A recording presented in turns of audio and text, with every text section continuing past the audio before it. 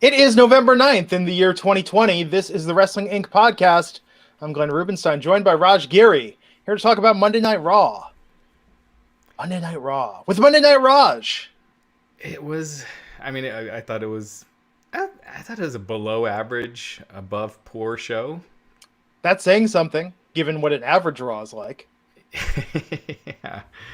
Yeah. I don't know. I thought it was pretty boring show. There's some good stuff on it. You know, you had Ali and Ricochet had a really good match. That was a great match. But knowing what it is, the angle around it kind of takes it down. It's hard to care when you know what the storyline is for it. But they're really loading up next week. Yeah, which is weird because that's the go home for Survivor Series, right? Yeah, that's the go home for Survivor Series. So maybe, to help load up the pay-per-view, and also maybe they're just thinking that now the election's over, they're gonna start getting some viewers back because the news channels have just been dominating the ratings. Is the election over, Raj? Is it? Yeah. Is it? The part that's killing in the ratings is. I'm going to call that hotline and complain about Monday Night Raw because I need someone to vent to. Hi, chat room. It's nice to see you again. I got the tweets. What happened Saturday night on the podcast, Raj? Saturday night's main event. Me and Matt have been joking about it. But yeah, it was. Some joke when somebody doesn't show up tonight. But I know what happened Saturday night. What happened Saturday night on the show? Nothing. We got. You get the high voice like when your wife's caught you doing something. No, we got a little heated at one point, but then he came back on and all was good. It's good. And yeah. All was good. Just nothing big. Really know how to build an angle. I know. That's what Matt was saying. He's like, we got to work this, bro. Well, okay, let's talk about this. Let me share the high point of my day today. The high point. And that is a fan of this podcast. Let me make sure I have the right tab. I think it's this one. Veggie Gamer. Commissioned a piece of artwork of our likenesses. Potterzilla is the artist who did this. There is Justin, there's Raj, there's Matt, and myself in the red suit there with the bow tie. This is beautiful. That's awesome. Yeah, it is really awesome. I was flattered. That was really cool. You've got the Bobby the Brain going. Yes. Justin Lamar's Virgil. That's pretty classic. Yes. You with the Wrestling Inc. title, and Matt in his American Gladiator costume. Right. No, this is fantastic, Veggie Gamer. Thank you so much. I am very, very impressed with this, and this literally made my day. That was awesome. Yes, we're gonna look into talking maybe the artist commissioning some version of that for the podcast artwork. But this is fantastic. The fans of this podcast are the greatest. They are the reason why I do it. Yeah. Raj, you do it for the super chat money. I do it for the fans. I do not. I'm the white meat baby face. And boy, is there a lot of white meat on me. But no, seriously, tonight, so much to talk about tonight. So much, yet so little. Yeah, it felt like not much really happened tonight. They did build for next week, and hopefully they do a good rating next week. But yeah, how have the ratings been as of late? Last week actually wasn't bad for the first 2 hours for where they're at. It was a little over 1.7 million viewers. And then it just collapsed in the third hour, and they did their all-time worst. So, and that third hour was brutal, but they were also against an NFL game that was really close that came down. Tonight's NFL game also, I think it went into overtime. So I think tonight might be a new low. Wow. We'll see. Last week they were against the night before the election, so that also had a lot of interest. But Chris went $5 super chat. I don't know which was worse, the Space Force included in the Veterans Day package, or Sheamus being called Fireface, or Lana going through her table again. I'd already forgotten about the Fireface comment. Fireface was bad.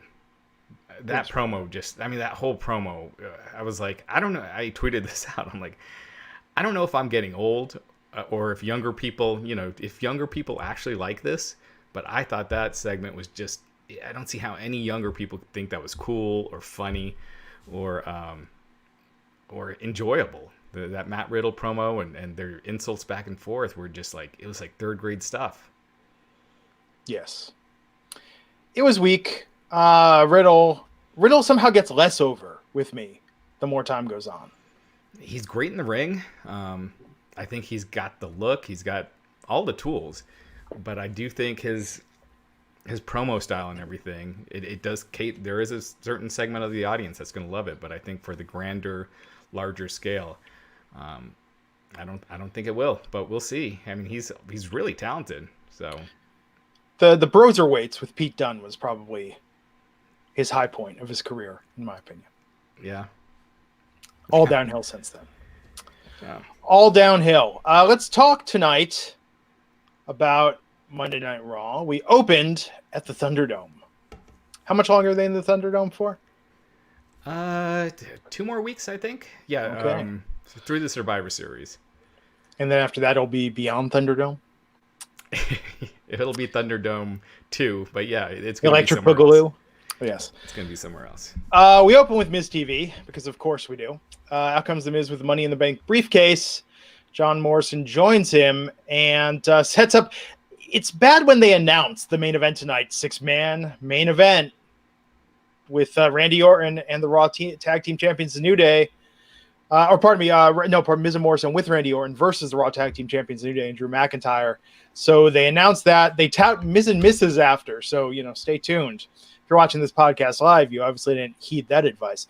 But then Orton comes out to the ring, and they're getting into it a little bit. And the New Day are the guests. So they come out. They taunt Miz and Morrison. And, wouldn't you know it, people started brawling in the middle of the ring. Kind of the same build you've had for every TV main event, every other TV main event ever, for going back 20 years. It was what it was. This week really felt like a placeholder week where they just wanted to keep stuff. As opposed to... Well, next week, where they want to do the big show next week. And instead of splitting it up, like having one title match this week and one title match next week. And I guess we did get a title match technically, but... Will the Miz cash in next week? Stay tuned. Stay tuned. Mark asking, who misses Raw Underground? I kind of do. Wow, I'd forgotten all about it. And I don't miss it because it was good. Just putting that out there again. Okay.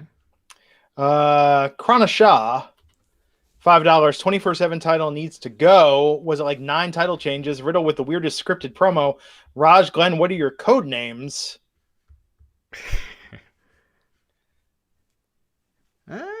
Raj Mahal for me, right? No, but they didn't even have cool code names. No, it was like the Skipper, Fireface and Fireface. Call you Sparkles. Just come up with like some random adjective. It was very weak, and it's probably the dumbest promo on Raw tonight. Was that segment? Yeah, and yeah, we'll get to that, but yeah, for sure. Yes. Okay, Sparkles. Let's move on. So, by the way, Tina Miller, right back at you. Oh. Let's see here. What? Oh yeah. What happened with you and Tina Miller? This is gonna be more interesting than Raw. Nothing. Did you read her super chat the other night? I saw the tweet. Tina, send your super chat, and I'm gonna read it. Don't pay money. Just type it in the chat, and I'm gonna read it on the air. All right. Because Raj couldn't be bothered to Saturday night. I'm back here to take care of you, chat room. I won't let the bad man hurt you anymore. Krana Shah with the $5 super chat saying the 24/7 title needs to go. I just read this. Oh, jeez, man, I'm so tired. Sober November. This was the really, other one. Really good. David Shanek saying, I agree Otis was a bad choice for Money in the Bank, but once the decision was made, they should have stuck with it. Giving it to Miz with no injury to Otis makes the pay-per-view useless. Yeah, I mean, in New Japan, have you seen what they did with Kota Ibushi losing it, and he's getting the title shot anyway? He lost his briefcase, and he just Tetsuya Naito decided he'd get the title shot anyway. So there you go. Wait, New Japan also has a Money in the Bank briefcase? They have a similar, the briefcase. Which came first? Oh, Money in the Bank. Interesting. Yeah. Interesting.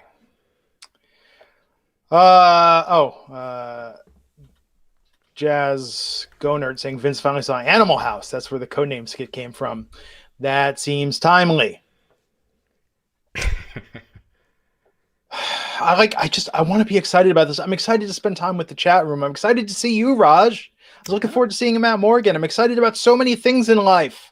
But Monday Night Raw, not one of them. I just watched SmackDown over the weekend. I saw it on Sunday. And I thought SmackDown was really good. SmackDown. Sasha and Bailey did a really big rating. Great match. And they did a huge rating. And that first hour of SmackDown was really big. SmackDown overall, their ratings are way up. They did a 0.7 rating in 18 to 49, that's what they were doing pre-pandemic. Mm-hmm. Like they were doing some weeks at 0.7, some weeks at 0.8. So, I mean, it's working. And even in total viewers, they did 2.3 million this week. And that's close to what they were doing pre-pandemic and blows away their summer numbers. So you look at Raw has not been increasing. Granted, they have the tougher competition with Monday Night Football, but watching both shows, it's just night and day. And I think one of the worst things is that third hour, but just in general, this Randy Orton Drew McIntyre feud will not end. It just feels like you're just doing the same thing week after week after week without much change. It's odd because I feel like we say that, and I feel some people might say, "Oh no, you're making a generalization. These are just platitudes." It's an easy, lazy criticism of WWE to say that it's just the same thing over and over again. But man, you look at an episode like tonight, hard to argue otherwise. Did anyone in the chat love tonight? I want to know. I want to hear. I want you to sell me. I don't just be like, I like the show tonight. No, I want you to explain why. Like, I want like a haiku poem. What's haiku? Is it 575? I want a haiku about why you love tonight's show. And I will read the best ones on the. Actually, honestly, if you just get the 575 cadence, I'll read it on there, just with the right syllables. That's the key. Because I don't think anyone watched tonight and was just like, "This is fantastic. This is why I tune in. This is why I'm a fan of wrestling." Yeah. Okay. And they announced the 6-man tag at the start. What does that tell you when you tune into an episode and you're like, "Hey, big 6-man tag in the main event"? If I'm at a house show, 6-man tag, sure, that's fun. That's a fun note. Everybody gets their stuff in. There's some clowning around, some tomfoolery, some playing to the audience. But when you announce on Monday Night Raw, what was once the flagship show on the USA Network, that our main event is a 6-man tag, you were telling me we're not expecting the show to do well tonight. It's probably going to peak sometime in the second hour. And from there, we're just coasting because people are going to change the channel. And then in the third hour, you also throw in that dumpster fire of a 24/7 match, and then Retribution. Granted, I enjoyed Ali versus Ricochet athletically. They did a great match, but that's not going to pull viewers in. And I like masks. I bought the first Slipknot album and a t-shirt before I even ever heard them as a band, because I said, these dudes look badass. I'm going to give this a try. This seems like something I'd be into. I turned it on. My ears bled. And I was like, what is this noise? By the fourth or fifth go round, I was like, yeah, I can jam to this. I can get down with it. But they looked badass, and I bought the t-shirt and the record. Yeah. I never even heard them before. That's how much I like masks. Retribution, not cool. It was cool on Bane, and who they ripped off, at least Dijakovic. The voice wasn't that cool, but the mask. Have you watched the Harley Quinn cartoon yet? No, I haven't.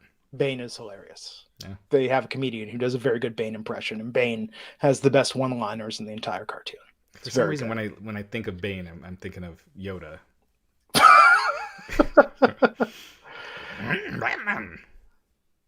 That is not how Bane sounds. Yeah. Okay, I think this is what Tina Miller asked. Tina asked Saturday night, and Raj rudely ignored this when she put $10 behind it, Raj. Oh my gosh, I'm sorry. Tina wants to know, have we been too hard on Omega for his facial expressions? My husband is fluent in Japanese and says they're overly expressive. Is he just doing it out of habit because it works over there? That's an interesting question. Is he doing a style that perhaps more hardcore fans of New Japan are very accustomed to, but U.S. audiences might find a bit foreign, for lack of a better term? It doesn't. I know it bothers Matt. It doesn't bother me that much. I probably wouldn't have even noticed it if Matt hadn't been bringing it up. But I think a lot of times in the matches when the crowd's on fire, and especially when we had crowds, and I felt like it often added to it. So, yeah, we'll ask that again on Wednesday when Matt's on. And I think that's a very good question. I am in favor of different styles, and I like people that sell, and I like people that oversell, because I think that selling maybe isn't cool with the current generation of wrestlers. You know, it's like they don't want to look like it affects them too much, but I like that. Soundshop Vlogs asked an important question. Wants to know, Glenn, are you a multiple cost mask guy with a bunch in rotation during COVID, or the basic disposable dentist blue mask? Oh, you best believe I've got both. And sometimes I wear them together and a plastic face shield over when I have to leave the house. Yeah. Can never be too careful. And you know what's funny? On SNL, Alec Baldwin, during the closing goodnights, he has the same face shields I have. They're like attached to a pair of plastic glasses. Highly recommend those. You can get them on Amazon. They're like $5 for $10. Huh. But where are you going that you need to wear that? Well, I had to go to my brother's wedding. Oh. It did feel weird. I stood off to the side, took a photo like a paparazzi, and then left immediately after they said, "Now pronounce your man and wife." Interesting. Or husband and wife. I was out of there. But no, I've had some. We had people in the house. We had a leak in the water heater. So when we had people in the house, we opened up all the windows. I had fans going, and I masked up and I did the thing. And then after I went around, did my Lysol dance. Yeah. I don't mean to brag about this again, but I was able to get some Clorox wipes delivered last week. I still feel like I won the lottery. Nice. It's a big win. All right. Big win. People want to see the masks on the show. Yeah. Well, maybe keep getting in. Wolf Cowart with a haiku saying Raw was not that bad. Ali's super backstabber made the show worthwhile. I'm not even going to count the syllables. No, that's good. That's good. Super backstabber. No, that's 6 in the second. Chris Lau haiku every Monday. Lana goes through a table. Still funny to me. That's pretty good. Alonzo Smith pointing out Glenn is a germaphobe. I was a germaphobe before COVID. Like, I was this way. Yeah. I've always been this way. All right. Yeah. Never hurts. Never hurts. Okay, so back to Raw tonight. Survivor Series second chance qualifier. Elias versus Riddle versus Jeff Hardy. With Riddle picking up a win. What'd you think of this, Elias, at the beginning? Hardy coming out. I mean, I just don't care about this. Just don't care. Well, we've talked about this before. There are no stakes in the Survivor Series match, so who cares which side wins? And if we aren't supposed to care, why are we supposed to expect the wrestlers to care? And they don't really act like it. They're like, yeah, we just need to show we're the best, and it's never meant anything the week after. Survivor Series it's just becoming a dead pay-per-view where there's just nothing to get excited about, nothing to build on. It's just, it happens, it's done, and then you're kind of back to your regularly scheduled programming on each brand. I feel like every year, whether it's a male or female team, one of the angles is, can this ragtag group of misfits come together? Can these lone wolves work together? Right. And then they're all wrestling amongst each other every week. I mean, it's the same build that you see with Money in the Bank, where they put all the Money in the Bank guys against each other in different types of matches, and it's just uncreative. Come up with some stakes. You got Royal Rumble around the corner. The winning team gets preferable Rumble spots, or I don't know. Something. I don't think they want to book themselves into a corner with that, having to give a tip. But as far as ragtag groups of misfits go, I mean, they're no Bad News Bears. They're not even the Mighty Ducks. Yeah. Like a little more ragtag, perhaps. Yeah. But, I will say this. It's clear Vince McMahon was impressed with Matt Riddle last week with his match with Sheamus, because not only did Riddle get his first win on Raw tonight, he got his second as well on the same night. So it's clear, Vince is giving him something. Holden Caulfield with a haiku. Riddle needs some boots. It just looks so annoying, and change his gimmick.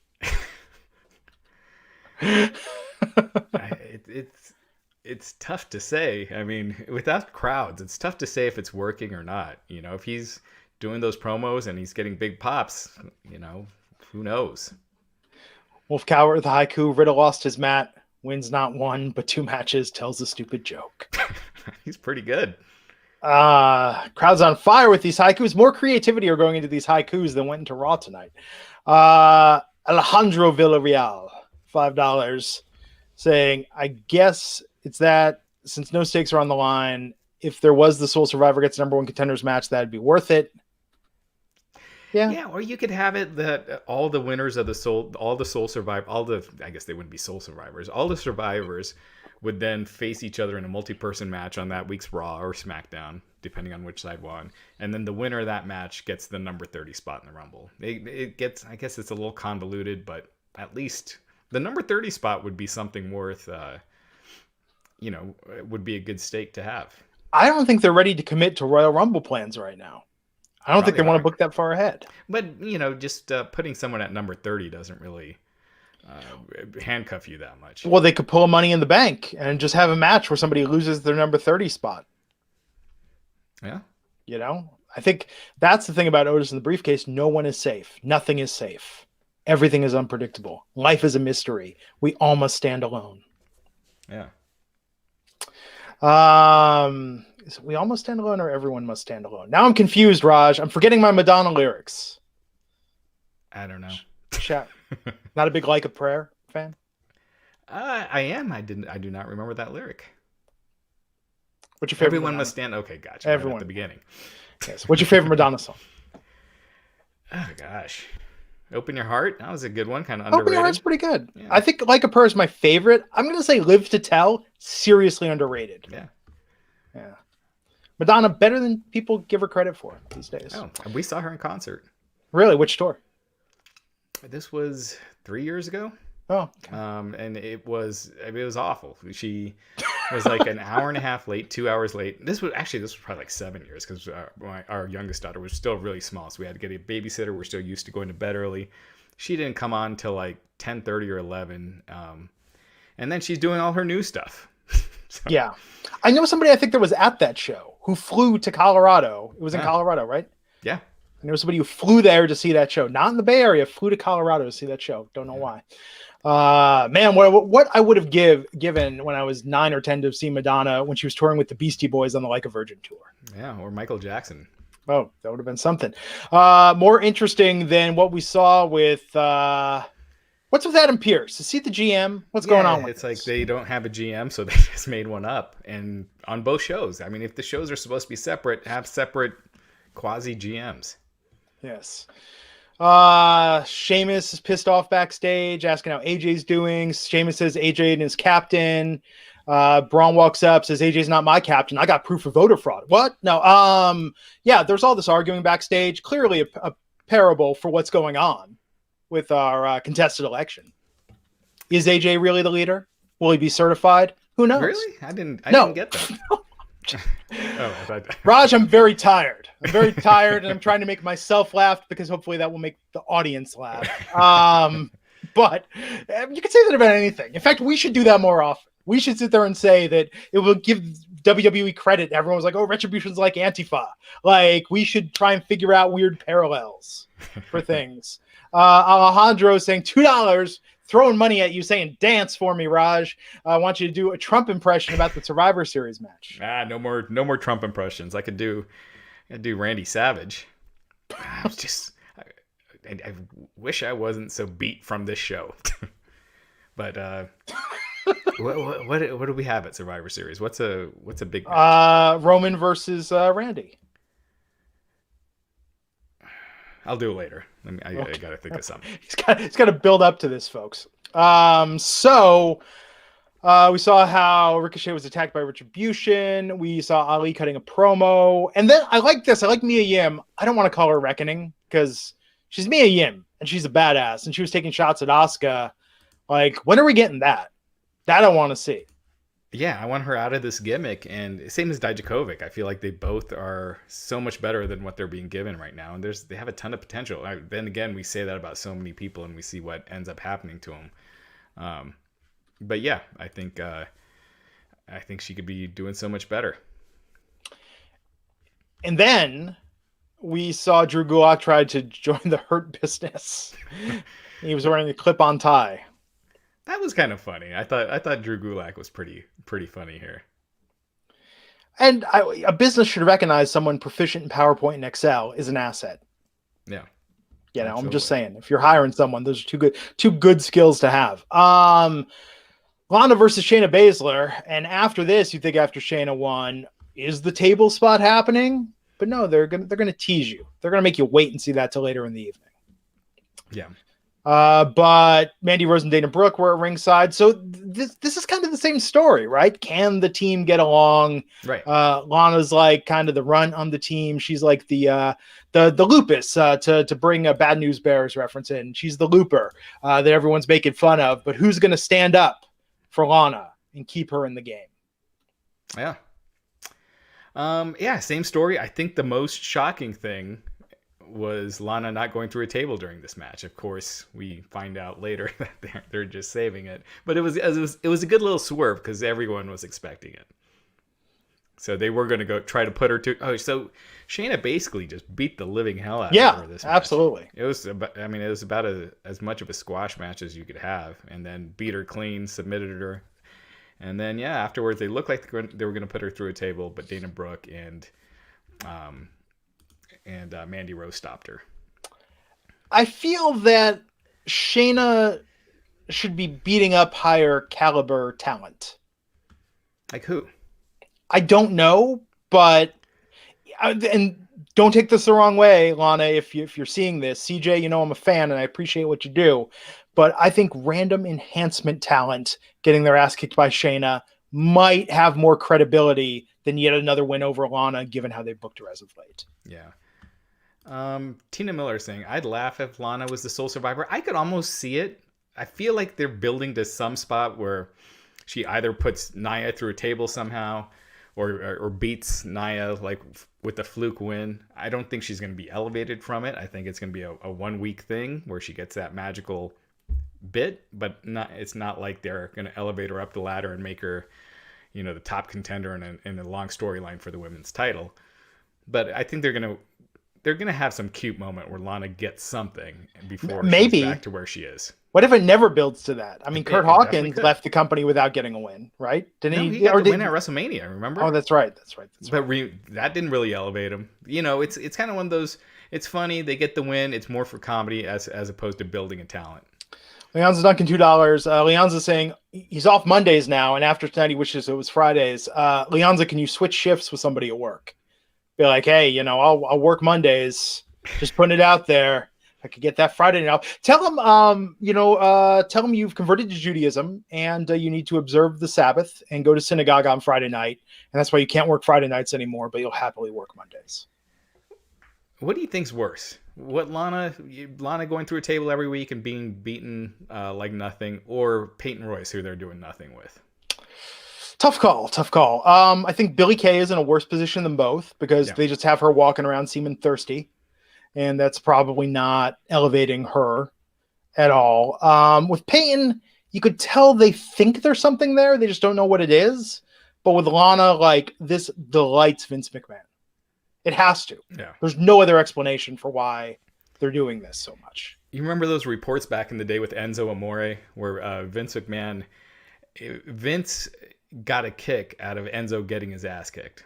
So that was like his thing, and so they would destroy Enzo every week because Vince loved it. Now, Alonzo, not to be confused with the Alonzo is saying that Leonza is a woman. We asked Leonza this, and I don't want to mispronoun someone. So Leonza, if you are indeed a she, I apologize for mispronouncing you, but I seem to remember we used that before, and then we were corrected by Leonza that it was a he. And I filed that in my memory bank along with Joey from China. Those are the only two things I remember about our fans by their super chat names. Oh, and then the one that's a couple's profile that Matt's always like, why is a woman asking me this question? And it's a couple's profile. It's the man. I'm just too much behind the scenes right now of my process when reading the super chats. King Rail, $5. I think Big E should be on Raw, not New Day. I think he would actually be in a storyline on Raw versus this group of talent. Oh gosh, I don't know. Look at how these guys are being used on Raw. I have a lot of faith that Big E is going to be in a top position on SmackDown. I mean, look, right now Roman, I mean, who else is left? They've kind of beaten Daniel Bryan already. Had him do the stretcher job. I think the one big name that's left, or the one credible opponent, is Big E. So who is playing Trivial Pursuit backstage Friday night. Right. Well, they don't want to do that before Survivor Series, I wouldn't think. But I think he's going to be in a world title match on a pay-per-view soon enough.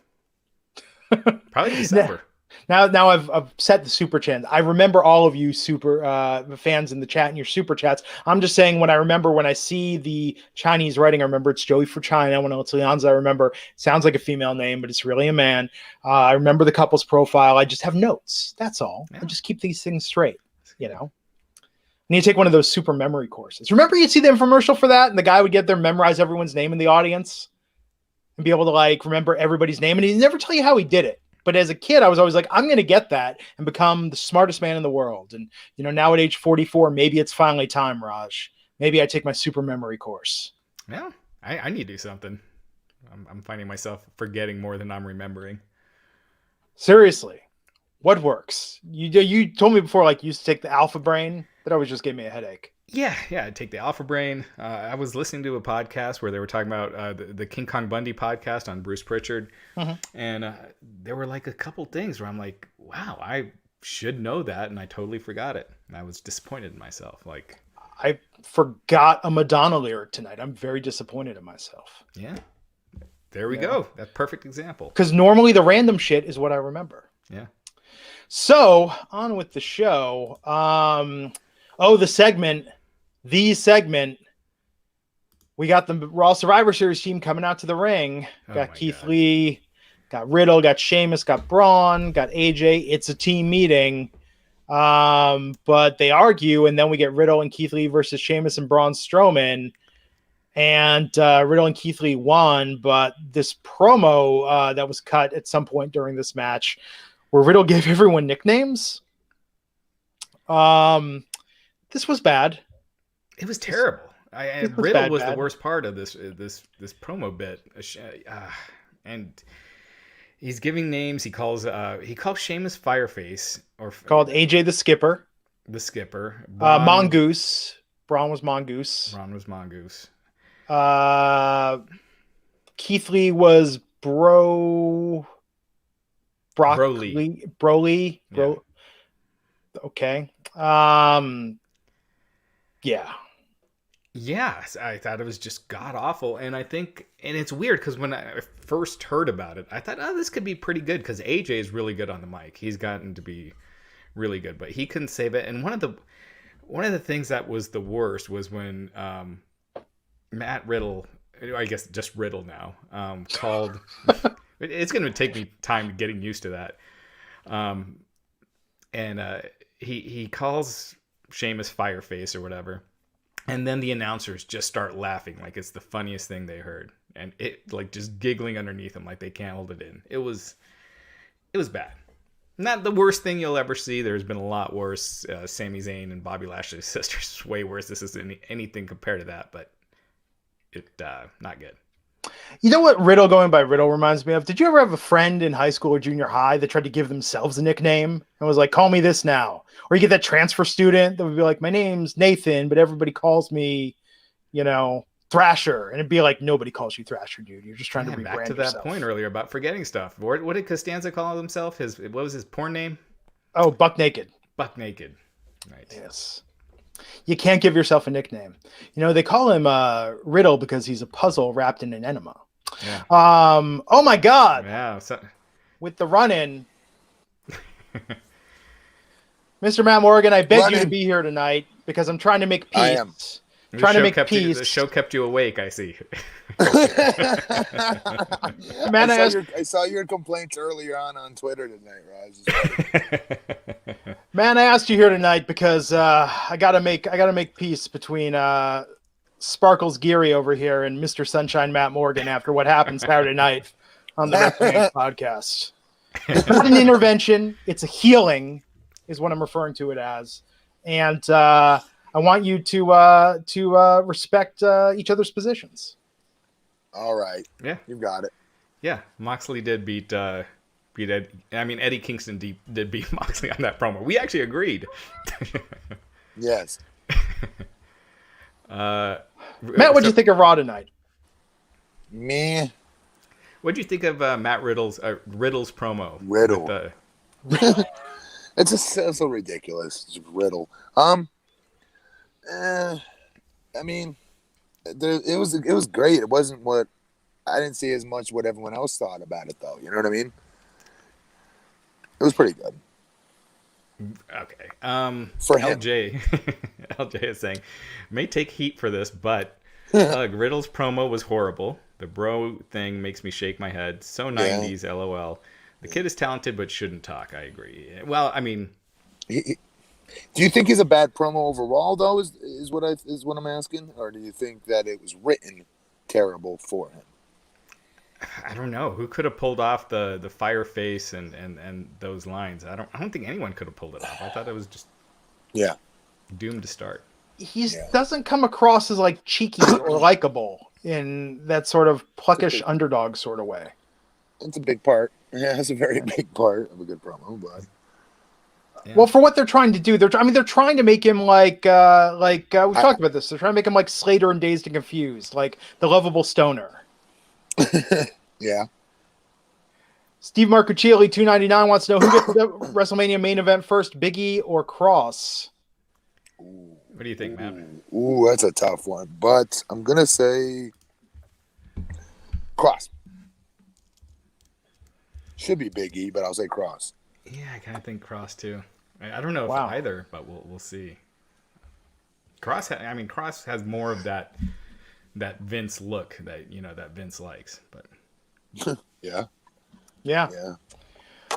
So everyone got nicknames. Riddle and Keith Lee won the match. Here's the other problem. AJ looks like less of a star when he's the shortest person in the ring, and it's not so much that, but the other people are so much taller than he is. Yeah, it's a little weird. Yeah. So, after this, Alexa Bliss and Nikki Cross. Yeah. What have you done to offend Matt now, Raj? What have you done? Yeah. You know, if you were better to him, he wouldn't be leaving us all the time. Alexa Bliss. You know what? I liked Alexa Bliss here. I thought she was really good. She's fantastic. I like that. It seems like they're finally doing this feud. I don't know. I feel like Alexa's great with the Fiend without needing a feud, but this is the way to go. So Nikki was saying, like, what was? I'm sorry, Matt. What was the question? What did you think of this? I mean, like, this was different, right? Well, I mean, I like that Nikki Cross was trying to say, what's going on with you? She was trying to warn her about Bray, saying she's here for her now, but like trying to force her to make a choice, and then Alexa being like, "Oh, I choose him," and then walked away. I liked them. I liked it because it connected the dots a little bit more. Anytime that they go back and they try to tighten up even the storyline, like, I don't care about them as a tag team and whatnot, right? But I do like the connection of trying to button it up, put a bow a little bit more around any storyline for that matter. And I thought this did that. Yeah. Yeah, they seem like they're... Do you think this makes it to a pay-per-view, or is this a Raw match? I can't tell anymore because I would have put Bayley and Sasha on like WrestleMania, and like it was on literally the rematch was on SmackDown the following week. Yeah. Do you know what I mean? So like I can't predict it anymore on what they're saving for pay-per-views and what they will speed up and just throw on, the next Raw or SmackDown. Yeah. Do you know what I mean? It should. I would say next week on TV, but I don't know. And next week we got Drew versus Randy Orton for the title, and we'll get to it. Yeah. So Leonza Duncan pointing out Leonza Kevin Duncan the fourth, a he, I remembered correctly, saying Broly was a Dragon Ball Z reference. I wouldn't have gotten that. They all love the Dragon Ball Z. I wouldn't have got that. How popular is that? Is that something that anyone outside of gaming would know? It's anime, actually. Oh. I mean, there was a game, but anime was the original. Oh. I never got into anime. I saw Akira like in 1991. That blew my mind, and then kind of tuned out. Yeah. I saw. Maybe that's the movie I saw, but I saw one anime movie. It was cool and all. Akira. Absolutely. So we got a match for the United States title: Titus O'Neil versus Bobby Lashley. Poor Titus, man. They said that Lashley hadn't defended the U.S. title in 2 months. That's not right. Didn't he just, since Clash of Champions, that was when? I don't know. He beat Apollo Crews recently, right? Like just a few weeks ago. Or maybe it wasn't for the title. Maybe it was a non-title match. But yeah, they were saying that Titus was making fun of Bobby Lashley for never defending the title. Said he hadn't defended it once, and so he goes and gets his ass kicked.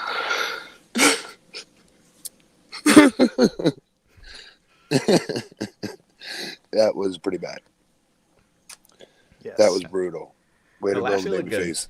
Yeah, of course he did, but terrible way to build a baby face.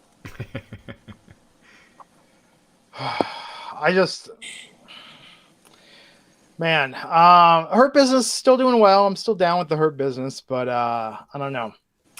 They need some more wins of consequence.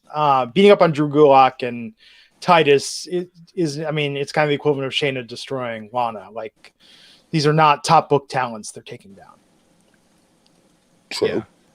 Yeah. Sheamus backstage with Drew McIntyre talking about getting a drink together after all the dust settles on all this. Yeah, that's kind of interesting. It's clear they're building to something there. League of Nations 2.0. God, I hope not. And I figured a feud, like maybe they team on Raw and Sheamus attacks him after, and then it's Drew versus Sheamus for a while. But Drew, because we need to move on from Drew and Orton. I don't think they're going to do a title change next week. So yeah, I guess that would be something for Drew next. B-Money 04 saying Lashley just defended the title against Slapjack at Hell in a Cell. Right. Oh, that's right. How could I forget? Slapjack. It's true. He's right. I do remember, because what the hell was Slapjack doing on my television versus Bobby Lashley to begin with? How could I forget? Yes.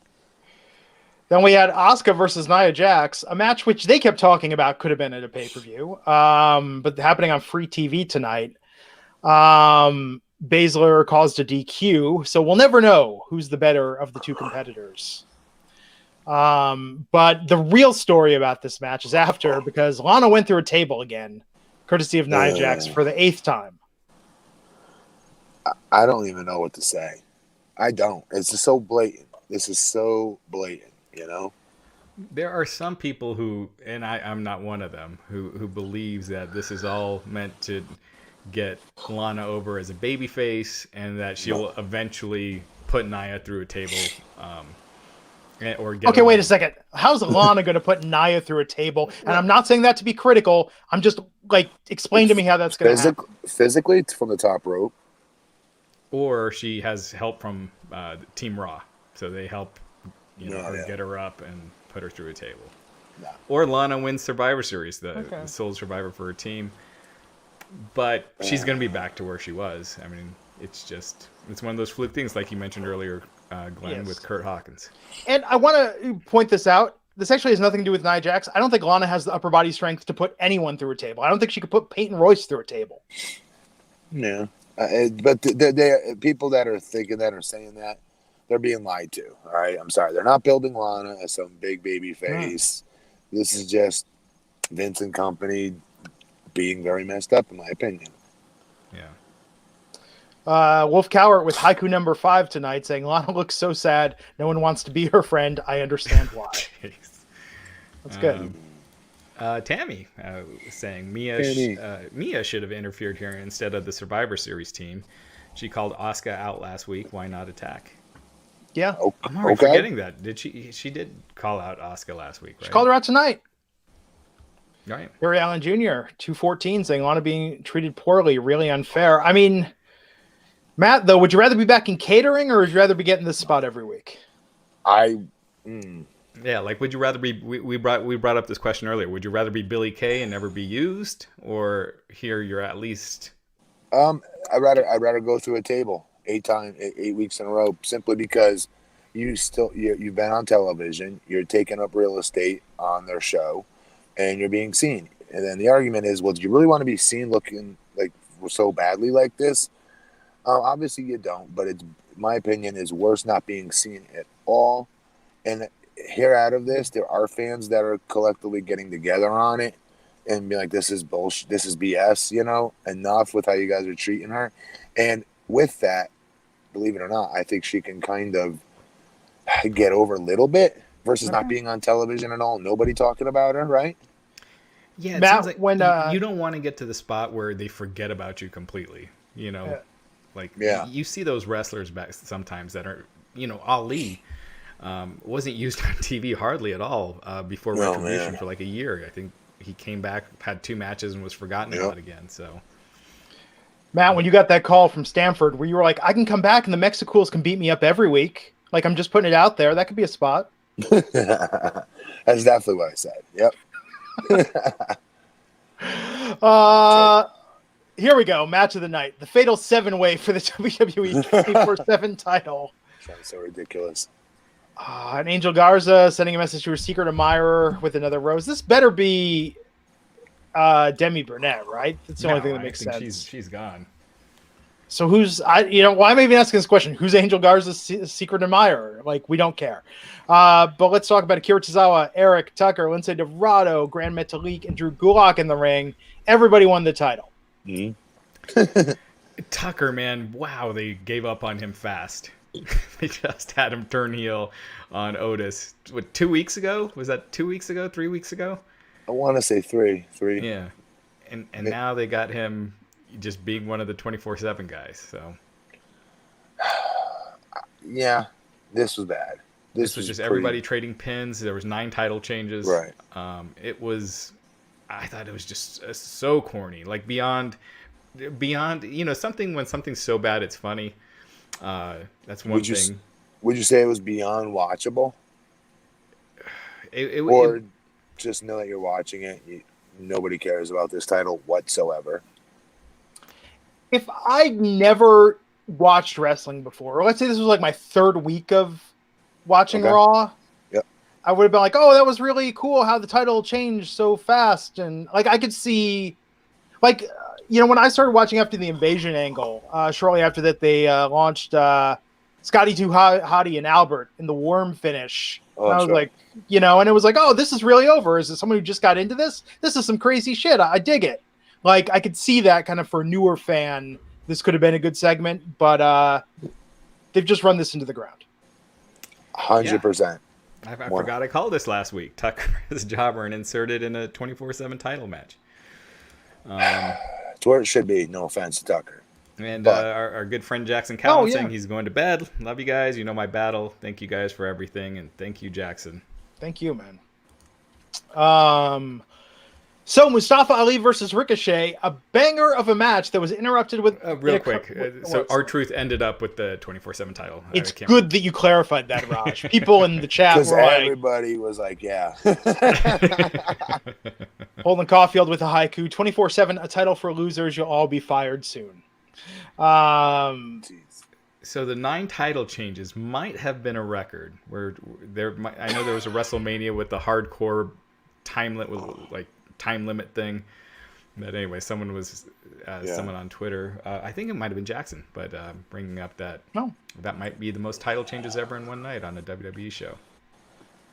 Well, there you go. So Ali versus Ricochet tonight with Retribution ringside. They went to commercial in the middle of a move during this match.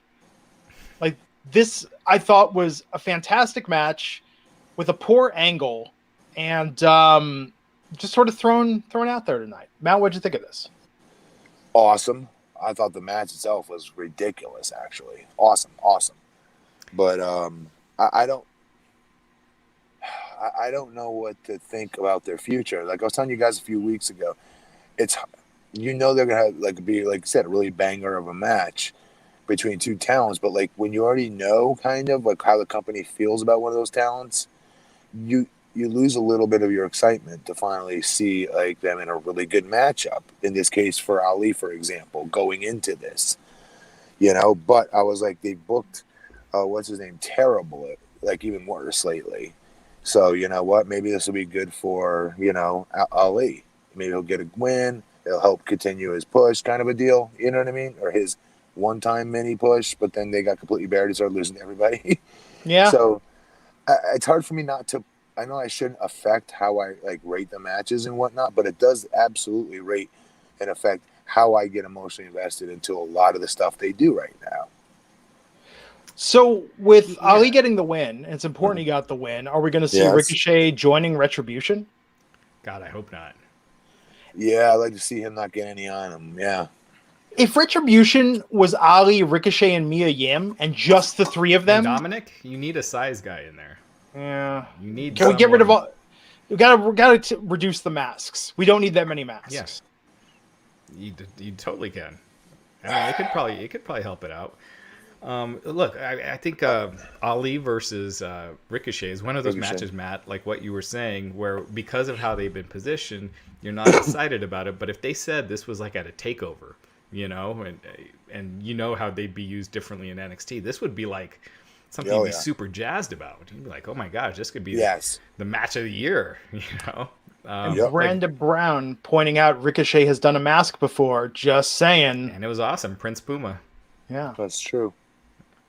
But yeah, a great match, but it's too bad that it had this angle surrounding it, because I think, again, this third hour is going to tank in the ratings. Tina Miller saying, poor Ricochet, poor Ali, great match, bad angle. Right. Hit the nail on the head. Yeah. We shall see what happens. Next week, Randy Orton versus... Oh, sorry. Real quick, Jackson's confirming it was him. WrestleMania 2000 had 8 title changes. Tonight had 9. Next week, Randy Orton versus Drew McIntyre for the WWE Championship. Yeah, they're putting a big match out there. I don't see them having Drew beating Orton and then facing Roman. Drew versus Roman is too big of a match for the Survivor Series where they're at. But who knows? I personally think they're going to have the Fiend. You know, it's going to be a non-finish. The Fiend music starts hitting and nothing happens. Don't you think they're going to transition the Fiend into something with Taker, though, at Survivor Series?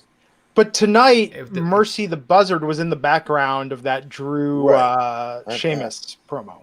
Which they do all the time, you know what I mean? But yeah. I was just wondering, do you think they will do that? So supposedly, this really is supposed to be a farewell for The Undertaker. That shoot one where he doesn't get, like, power bombed or anything? Right, yeah. And, I mean, they've been building Bray with Orton and for a couple weeks, so I think they go there, and it looks like Drew's going with Sheamus. That's so unexciting. Yeah. I mean, those matches will be good, but... Hard-hitting. Yeah, but Sheamus, I mean, they had just had him... He took the pin tonight in that. We'll get to that, right? Well... we already did. Yeah, but you want to talk about excitement? Let's talk about this main event tonight, which was Randy Orton, The Miz, and Morrison versus Drew McIntyre and The New Day. Once in a lifetime, 6-man tag. 6-man main event. Once in a lifetime. I mean, to that point, this has been the first time in our lifetime that this match has happened. Here's my point about this. If it doesn't feel like the first time it's ever happened, it's really not the first time it's ever happened. I remember, or there's good reason why this is the first time it's happened. It's like, you know, when you go to Chipotle and they're like, there's 8,000 different bowls you can get here. And it's like, no, there's really like 5. Right. Like, I'm not counting with lettuce, without lettuce, you know, with chunky salsa or medium salsa. Like, let's just talk about, let's be real. Don't game the math to try and make me feel I'm getting something new when it's just the same old shit with lettuce omitted from the recipe. But no, I felt like this tonight. I mean, this was, this match was about as interesting as dining as Chipotle, which actually, come to think of it, sounds pretty enticing to me right now, considering I haven't really left the house in 6 months. But Drew McIntyre and The New Day got the win. McIntyre was standing tall. He did the Claymore on Morrison, so I'm assuming he's losing to Randy next week. Orton was staring him down at the end of the match. But for this nothing main event, Matt Morgan, what did you think of it? And is this what finally put you to sleep, which made you late for the podcast? Yes. No, the whole show did that. No, but to be fair, like if you were asking me to grade it, right, I would honestly I'd give the main event probably like a 7.5 because I thought, well, I wasn't too excited about everything. I thought the actual psychology and whatnot within it was actually okay. You know what I mean? Even though I wasn't ecstatic about the angle itself. Yeah, I mean, it was, again, I'm just tired of Orton and Drew. is they've been doing it. They've done it at 3 pay-per-views now, and it's still going. Yeah, there's nothing more to really add to this, like unless I'm missing something. Yeah, so hopefully next week, I hope next week's the end of Orton versus Drew. They go their separate ways. You got Orton clearly going to The Fiend, and Drew going to Sheamus. And again, to Matt's point, neither of those really excite me either, but at least The Fiend is cool. Yeah. Yeah, and Orton, when he's hitting home run promos and he's really, entertained by what he's currently being written to do, and he's really dived into it, it's always cool. But again, there's nothing that we're going to see added to Drew McIntyre, his persona and whatnot. If they added more Orton versus him in the future, like another pay-per-view between the two, there's nothing more that's going to be added to your babyface champion that he doesn't already have. Right. Yeah. I don't know. It's overstayed its welcome, is what I mean. Yeah. I'm always excited to do this podcast. I'm excited to spend time with the both of you. I'm excited to spend time with the chat room. But I swear to God, I almost fell asleep. I had to put on the VR goggles and start playing Synth Riders, start dancing around and boxing after that 24/7 match because I literally was on the verge of falling asleep. And if I did not get up and move around, I wasn't going to make it to this podcast. Yeah, I'm doing this detox thing that started yesterday through the month of November. After Saturday night, your family had an intervention on for Sunday? Thanksgiving. Well, no. Just the last 6 weeks, I haven't been working out or anything. So I told myself once the elections and everything are done, things calm down. I'm gonna get back in shape. Doing intermittent fasting, which that's good. But also doing no caffeine, no alcohol, no chocolate. No caffeine. Yeah. You're drinking Postum? Yeah. What are you doing? I was thinking tonight, I was like, man, tonight would be a good night to get some coffee because this show is putting me to sleep. I had so much coffee today. And our coffee maker broke today. We had to buy a new coffee maker today. We had to get the only one Target could deliver same day because I was dying without coffee. Yeah. It's exciting. Tough. It is. But seriously, I would argue the whole show though kind of did that. Made me feel like I just wanted to go to bed. You know what I mean? I was just so tired. And there was nothing that was getting me excited. There's nothing in there that was getting me excited a little bit more. Okay, to be fair, Bray Wyatt and The Fiend, right? Anything with that is like something that I'll get excited about for this show, right? But nothing really else. Everything else, I feel like I'm exaggerating by saying, "Oh, this was really good." Leonzo Duncan saying, "I feel like The Fiend officially ends Taker at Survivor Series. If you have balls, WWE, Taker's send-off will be The Fiend coming out there and destroying him and doing the mandible claw." I mean, I would like to see them. Yeah, he'd be a very good supernatural character, right? Though, no, Raj, to kind of hand the baton. He's such a legend that I almost feel like he should have that send-off, like something. They gave Roman the win over him at Mania. Yeah. That was supposedly his send-off before. But like Ric Flair's send-off where they had that night on Raw, he did the promo. Oh, you think they break kayfabe? That's what I'm wondering. I mean, he already has. I mean, Taker's already kind of stepped out of his gimmick with the Last Dance. Has. Yeah. He has. But that'll be better. Alonzo saying Taker will do a farewell promo in the ring at Survivor Series, and he'll be interrupted by The Fiend. I think he breaks character, and The Fiend comes out and throws serious shade at him, and then destroys him. Shade. But you know what I mean? Could you imagine? I mean, they wouldn't do that. They would never be like, "I grew up thinking you were mystical and magical, and now I just see a broken down old man." And then he beats the crap out of him. That won't happen. But maybe he'll attack him, and at least we'll get that. I just think Vince. You saw The Last Dance, and when they asked Vince McMahon what the Undertaker meant to WWE, and he was just he just broke down, couldn't answer.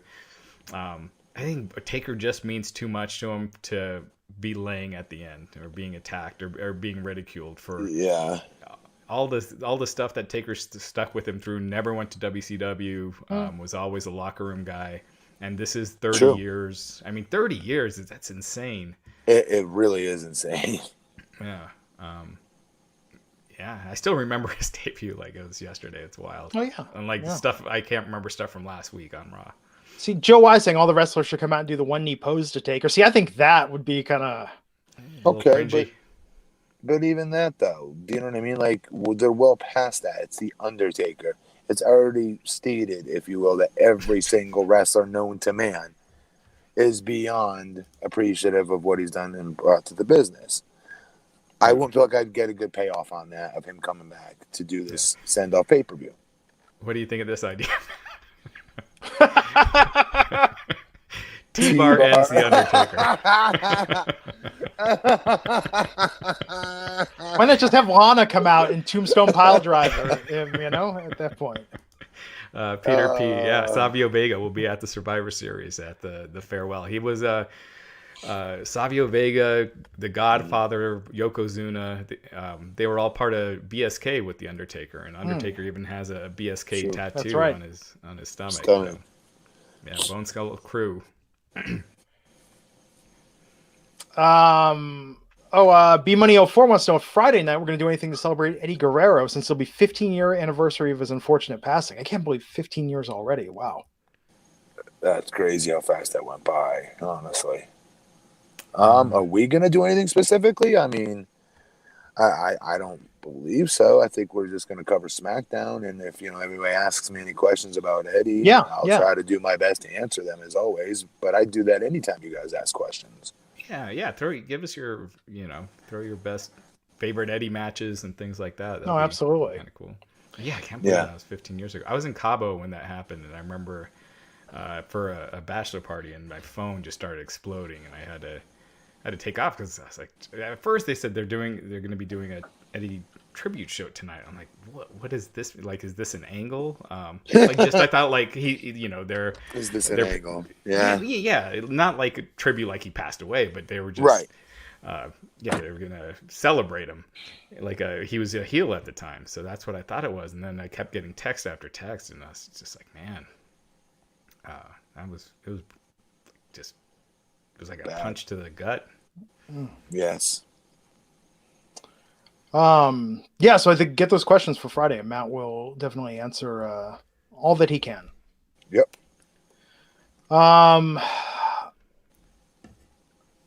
Sorry, I lost my train of thought. What else do we got, Raj? Are there any news stories? Anything else? So there were more firings this past Friday at WWE. Tony Chimel, former WWE ring announcer, Tony Chimel is one of several other employees that was released from the company. Damn it.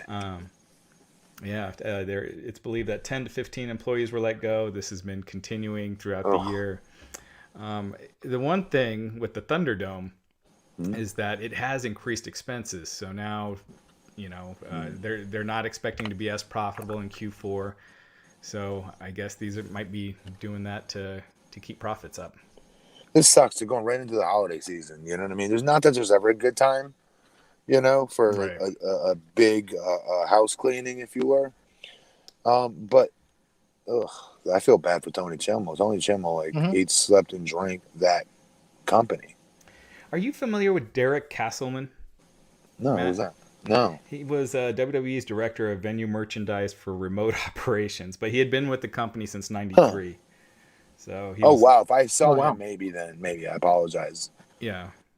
So he was let go as well, and it's not always unfortunate too. Anybody else on that list? Those were the more. Those were the only ones that I think people would recognize their names. Actually, mostly Chimel, but. Yeah. Poor Chim. Can't believe it. Given their profits lately, it's kind of nuts. Yeah. Scorpio Sky last week, he was in contact with someone who had COVID, so he was pulled from last week's Dynamite. Turned out the person he was in contact with tested negative, so Scorpio Sky is fine, and he does not have COVID, and he's returning to Dynamite to face Sean Spears on this Wednesday's episode. Well, good for him that it worked out, Yeah. Happy for him. So good. He is so damn talented. Yeah. What else we got, Raj? And Jerry Soto for Spanish WWE Spanish fans. Right. Jerry Soto, the Spanish announcer, he was also let go. I didn't know the foreign language announcers were full-time. I assumed they were sportscasters that WWE just had contractor relationships with.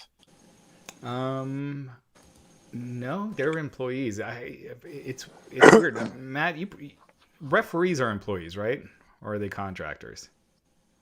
I've seen both, where they get paid separately for being part of the ring crew and setting up the rings and or organizing all that stuff, on top of then, yes, being the referee matches and getting paid that way as well. So I've seen both, where they get paid separately, and others where it is combined. Like the Hebners, for instance, that was always combined. Yeah. But they play a very big role, you guys, on the setup of the ring before, and then the breakdown of the ring after the show. The referees generally head that up. And the higher the senior, the official, like even Chimmel, for example, even though he's an announcer, Tony Chimmel is a very big part of the setup and takedown of the ring for years. Yeah. So yeah. So that's unfortunate. Let's see, what else do we got here? Sabio Vega, I mentioned. Jake the Snake Roberts, he revealed on Twitter, during a podcast interview, that he has been diagnosed with a chronic obtrusive pulmonary disease. What's that? He said he didn't specify what it was. He said he was admitted to a hospital for a few days last month after he couldn't stop coughing and couldn't breathe. He originally thought he had COVID, but it wasn't. He admitted that smoking cigarettes his whole life. He said, of course, I'm an ignorant SOB because I smoke cigarettes. I'm a dumb F, but I plead to everyone, just don't smoke. You'll live a much happier life. And he said that when I don't get the right amount of oxygen in my blood, if I talk for 20 seconds, I'm done. I can't do anymore. And this is going to have to be something that I'll have to work with for the rest of my life.